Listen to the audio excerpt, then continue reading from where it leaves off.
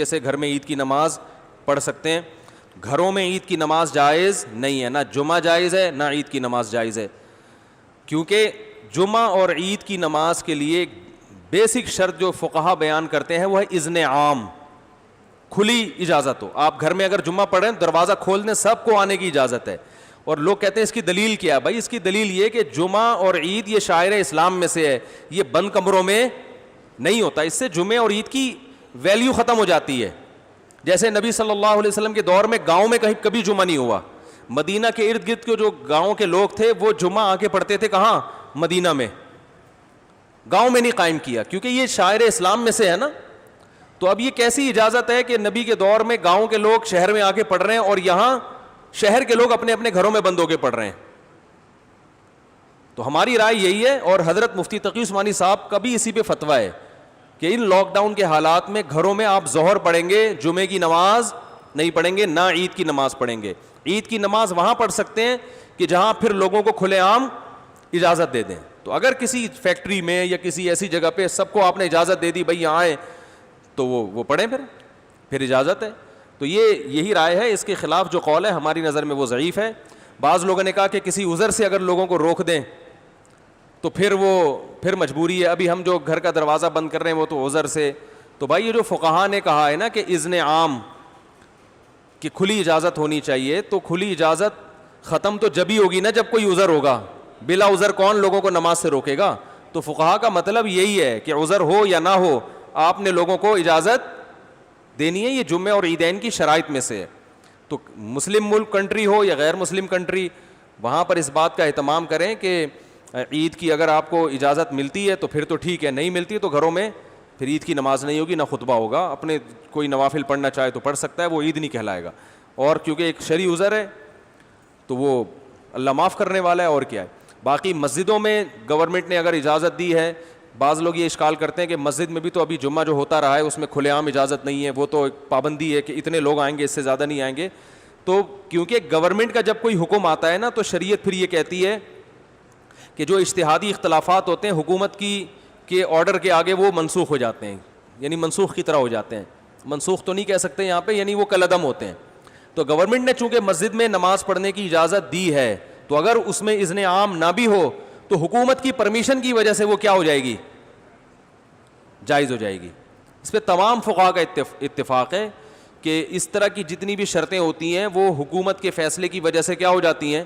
کالعدم. جیسے چاند کا مسئلہ ہے نا, چاند کا مسئلہ سعودی عرب میں کچھ اور ہے, ہمارے یہاں ان کا سسٹم ہی الگ ہے, ہمارا سسٹم بھی الگ ہے, ہم اس سسٹم کو نہیں مانتے. لیکن سعودی عرب میں جب ہم جائیں گے تو وہاں کی گورنمنٹ ہمارے سسٹم کے حساب سے فیصلہ نہیں کرتی, وہ اخبل طریقے سے کرتی ہے. تو جیسے بھی کرتی ہے لیکن سعودی حکومت میں وہ کیا ہو جائے گا؟ نافذ. کیونکہ حکم حاکم جو ہے نا شریعت میں اس کی ایک ویلیو ہے, ورنہ ہر آدمی اخبل طریقے سے ہی چلتا رہے گا تو یہ تو تباہی بربادی ہو جائے گی نا.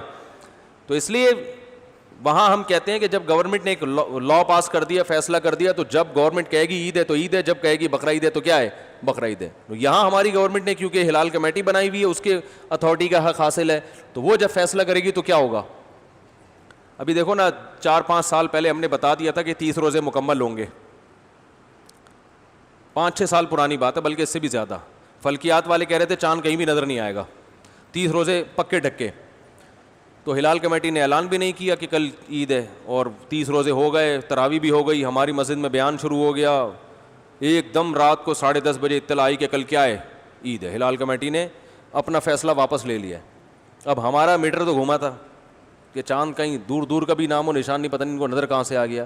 لیکن بہرحال ہم نے بھی کیا کیا ہے؟ عید منائی ہے. کیونکہ اب اپنی رائے میں مسلط کروں گا, بھائی میں اس فیصلے کو نہیں مانتا, ہمارے جامعۃ الرشید بھی نہیں مانتا, تو بھائی جامعۃ الرشید کوئی گورنمنٹ تھوڑی ہے. تو گورنمنٹ کی طرف سے جو کمیٹی ہے ہلال کمیٹی, اتھارٹی حکومت کی طرف سے اس کو حاصل ہے. تو جب حکومت کوئی فیصلہ کرتی ہے تو وہ فیصلہ آپ کی رائے پر مقدم ہوتا ہے. ہاں جب تک 100% شریعت کے خلاف نہ چلے. وہ گورنمنٹ اگر یہ فیصلہ کر دے کہ اس دفعہ عید سرے سے ہوگی نہیں ٹھیک ہے نا, رمضان ہی چلتا رہے گا, یا 30 کے بعد 31 روزے بھی ہوں گے, تو یہ 100% کیا ہے؟ غلط ہے. اس میں اختلاف رائے کی گنجائش ہے ہی نہیں. تو جو ایسا فیصلہ جس میں اختلاف رائے کی کوئی تک بنتا ہی نہیں ہے, گنجائش ہی نہیں ہے, وہاں یا گورنمنٹ شراب کو حلال کر دے, وہ تھوڑی ہوگا. اسی طرح گورنمنٹ نے جو 4 شادیوں پہ پابندی لگائی ہے, تو یہ پابندی شریعت میں کیا ہے؟ کلعدم ہے. آپ چھپ کے کر سکتے ہو, چھپ کے نکاح کرو تو یہ بالکل جائز ہے. تو یہ کیونکہ قرآن میں صاف لکھا ہوا ہے, تو یہ اختلافی مسئلہ تھوڑی ہے. وہ الگ بات ہے کہ اس کے بعد اختلافی مسائل ہی شروع ہوں گے. 4 شادیاں کرنا اسلام میں بالاتفاق جائز ہے, لیکن یہ ایسا اتفاق ہے کہ جیسے ہی کرو گے اختلافات شروع ہیں. بعض اتفاقی مسائل میں اختلافات بہت ہیں. تو خیر, تو اس لیے وہ اذن حاکم کی وجہ سے اس کی مسجد میں اجازت ہے. تو گھروں میں اخپل طریقے سے نہ عید پڑھ سکتے ہیں اور نہ جمعہ. ایک آخری بات یہ کہ اگر کسی عالم کی رائے ہو کہ نہیں پڑھنی چاہیے تو آپ اس کی رائے کو فالو کریں, مگر پھر تان و تشنیع نہ کریں کہ کلپ بنا کے ادھر میرا کلپ لگا دیا, ادھر دوسرے مولانا صاحب کی یہ کچھ اور کہہ رہے ہیں, وہ کچھ اور کہہ رہے ہیں. اس سے پھڈے بازی کے علاوہ کچھ بھی حاصل نہیں ہوتا. بھائی ہمارے یہ دلائل ہیں, اور مفتی اعظم حضرت مفتی تقی عثمانی صاحب وہ بہت بڑے محقق ہیں, ان کی بھی یہ رائے ہے. تو دلائل کے ان کی تو ایک اور بھی دلیل انہوں نے دی ہے کہ اگر اس طرح سے لوگوں کو جمعے کی اور عید کی اجازت دے دی جائے تو جمعہ اور عید کی ویلیو لوگوں کی نظر میں ختم. آئندہ جب کراؤڈ پہ پابندی جب ہٹے گی نا, تو بھی جس کو جمعہ لیٹ ہو رہا ہوگا وہ کہ بیگم کو کہے گا بیگم اپنے ماموں کو بلا لو, چچا کو بلا لو, ادھر ہی جمعہ پڑھ لیتے ہیں. اس کا یعنی سیاسی نقصان بھی ہے, سمجھ رہے ہیں نا. جمعہ پڑھنے میں ذرا تاخیر ہو رہی ہے تو چلو یار ادھر 2-4 بچوں کو کھڑا کیا, خطبہ یاد کرنا کون سا مشکل ہے, دیکھ کے پڑھ لیں گے خطبہ. تو جمعے کی ویلیو بھی ختم ہو جائے گی اس سے, جو جمعے کا ایک بنیادی مقصد ہے کہ کراؤڈ ہو. ویسے ہی 1.5 اینٹ کی مسجدیں ہمارے ہاں ہول سیل کے حساب سے بن رہی ہیں. تو جب اس طرح ہر گھر میں شروع ہو جائے گا تو وہ بھی ہوگا کہ یار آج تھوڑا لیٹ ہو گئے. شروع میں تو یہ ہوگا کہ آج تھوڑا لیٹ ہو گئے تو ہم گھر میں ہی پڑھ لیں گے. اس کے بعد یہ ہوگا کہ لیٹ نہیں بھی ہوں تو ہم جب گھر میں ہو رہا ہے تو یہ مولانا صاحب کی تقریر جا کے کیوں سنیں, ان کے منہ سے خطبہ کیوں سنیں. ویسے بھی مولانا صاحب سے مسجد میں نمازیوں کو اختلافات تو ہوتے ہیں نا, ابھی تو مجبور ہیں کہ یار جیسے مرضی ہیں جمعہ پڑھنا ہے, جا کے کیا کریں, بعد میں جا کے جو مرضی کر لیں.